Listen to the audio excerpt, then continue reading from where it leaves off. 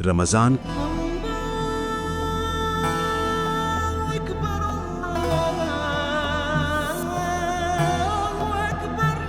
हर साल ये महीना आता है। हर साल करोड़ों लोग रोज़ा रखते हैं, तरावी पढ़ते हैं, सहरी खाते हैं, इफ्तार करते हैं और फिर ये महीना गुजर जाता है। लेकिन एक सवाल है जो शायद हमने कभी खुद से नहीं पूछा।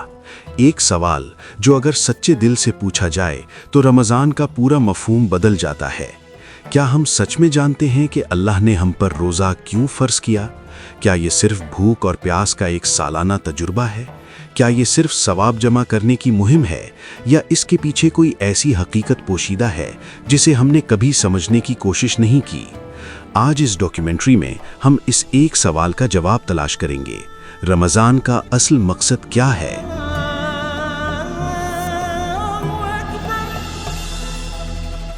1400 साल पहले अल्लाह रब्बुल इज़्ज़त ने सूरतुल बकरा की आयत नंबर 183 में ये ऐलान फरमाया, या अय्युहल्लज़ीना आमनू कुतिबा अलैकुमुस्सियामु कमा कुतिबा अलल्लज़ीना मिन क़ब्लिकुम लअल्लकुम तत्तक़ून।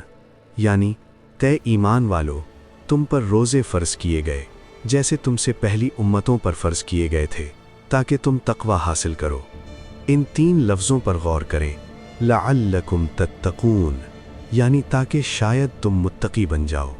अल्लाह ने लअल्ला का लफ्ज़ इस्तेमाल किया जो उम्मीद और तरबियत को ज़ाहिर करता है। गोया अल्लाह फरमा रहा है कि रोज़ा रखना एक अमल है, लेकिन इस अमल का फल तक़वा है, और तक़वा कोई सादा बात नहीं। तक़वा का लफ्ज़ अरबी के वक़ाया से निकला है, जिसका मतलब है अपने आप को बचाना, यानी अपने नफ्स को अल्लाह की नाफरमानी से बचाना, हर उस चीज़ से बचाना जो अल्लाह को नाराज़ करे, ख्वाह कोई देखे या ना देखे, ख्वाह मुआशरा जानता हो या ना जानता हो। ये वो अंदरूनी पहरा है जो इंसान की रूह में जाग उठता है, और रमज़ान इसी पहरे की तरबियत गाह है। सोचें, एक शख्स रोज़े की हालत में है, कोई नहीं देख रहा, कमरा बंद है, पानी भी सामने रखा है, लेकिन वो नहीं पीता। क्यों? क्योंकि अल्लाह देख रहा है। यही वो लम्हा है जब नफ्स की तरबियत होती है, जब इंसान ये जान लेता है कि अल्लाह की नज़र हर जगह है। तब वो हर हराम काम से, हर जुल्म से, हर बेईमानी से भी उसी तरह रुकता है जैसे रोज़े में खाने से रुकता है। सही बुखारी में नबी करीम सल्लल्लाहु अलैहि वसल्लम का फरमान है, जो शख्स रोज़े की हालत में भी झूठ बोलना और इस पर अमल करना ना छोड़े, तो अल्लाह को कोई ज़रूरत नहीं कि वो अपना खाना पीना छोड़े। ये हदीस मुबारक हमें बताती है कि रोज़े की रूह सिर्फ भूख में नहीं, बल्कि इखलाक, सच्चाई और किरदार में है। रमज़ान हमें सिखाता है कि जिस्म की ख्वाहिशात पर काबू पाना मुमकिन है, और अगर जिस्म की ख्वाहिश पर काबू मुमकिन है तो ज़बान, आँख, कान और दिल की ख्वाहिशात पर भी काबू मुमकिन है।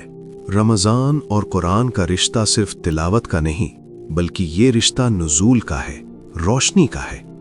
अल्लाह रब्बुल इज़्ज़त ने खुद फरमाया, शहरुर रमज़ान अल्लज़ी उन्ज़िल फ़ीहिल क़ुरआनु हुदल लिन्नास। रमज़ान वो महीना है जिसमें कुरान नाजिल किया गया, जो लोगों के लिए हिदायत है। जब नबी करीम सल्लल्लाहु अलैहि वसल्लम पर गारे हिरा में पहली वही नाजिल हुई, इक़रा बिस्मि रब्बिकल्लज़ी खलक़, ये लम्हा रमज़ान का लम्हा था।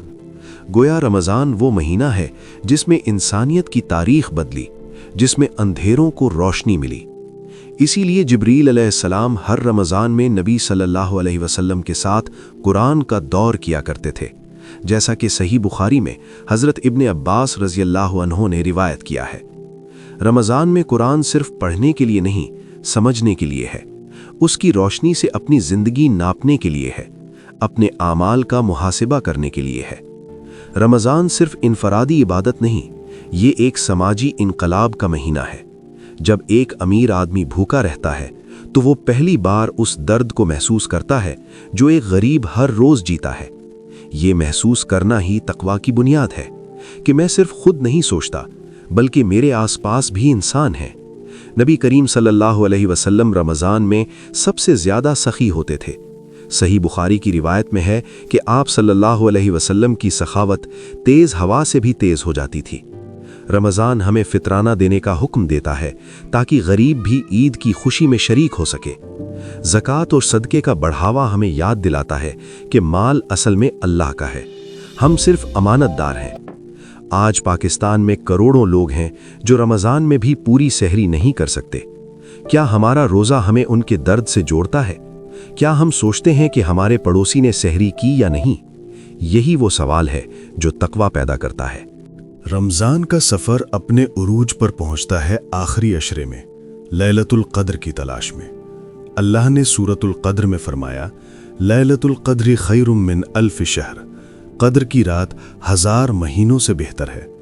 1000 مہینے یعنی 83 سال سے زیادہ۔ اللہ نے انسانی عمر کی محدودیت جانتے ہوئے اپنے بندوں کو ایک رات میں پوری عمر کا ثواب دینے کا وعدہ کیا۔ یہ اللہ کی رحمت کی انتہا ہے۔ نبی کریم صلی اللہ علیہ وسلم اس رات کو پانے کے لیے آخری عشرے میں اعتکاف فرماتے، شب بیداری کرتے، اپنے گھر والوں کو جگاتے۔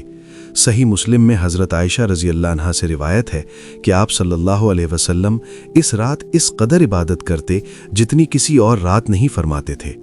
لیلۃ القدر وہ موقع ہے جب آسمان سے رحمت اترتی ہے، جب دعائیں قبول ہوتی ہیں، جب ایک سچی توبہ پوری زندگی کو بدل سکتی ہے۔ رمضان کا اصل امتحان ختم ہوتے ہی شروع ہوتا ہے۔ اگر ہم رمضان کے بعد وہی انسان ہیں جو رمضان سے پہلے تھے تو ہمیں سوچنا ہوگا کہ ہم نے کیا پایا۔ نبی کریم صلی اللہ علیہ وسلم نے فرمایا، جس نے ایمان اور احتساب کے ساتھ رمضان کے روزے رکھے اس کے گزشتہ گناہ معاف کر دیے جاتے ہیں۔ صحیح بخاری۔ لیکن یہ معافی تقویٰ کی تربیت کے ساتھ آتی ہے، اس وعدے کے ساتھ کہ اب میں وہی غلطیاں نہیں دہراؤں گا۔